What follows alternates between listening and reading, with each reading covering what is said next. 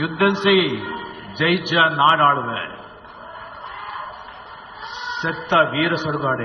அலைகடலான திரண்டு வந்து ஆர்ப்பாட்டமே இல்லாமல் இங்கு அமைதியாக அமர்ந்திருக்கும் என் ரசிக பெருமக்களே, உங்கள் எல்லோருக்கும் என் அன்பார்ந்த முதல் வணக்கம். யுத்தம் செய்ய மாட்டேன்னு போயிட்டேன்னு சொன்னவன கோவலைன்னு சொல்லுவாங்க.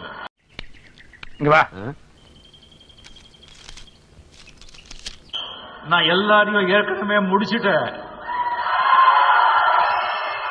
நீ அம்பு விடுறதுதான் பாக்கியம். அது ஒண்ணு இல்ல, கீழே போட்டுரு. நான் அரசியலுக்கு வருவது உறுதி. அவ்வளவுதான், நம்ம முடித்து விட்டீங்க போங்க.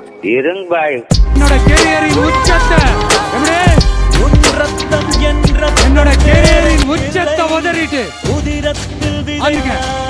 நம்மள சிங்கிள் மெஜாரிட்டியோட ஜெயிக்க வைப்பாங்கன்ற அசைக்க முடியாத நம்பிக்கை, ஆழமான நம்பிக்கை. இப்ப அரசியல் களத்துக்கு என்ன அழைச்சிட்டு வந்திருக்கிறீங்க.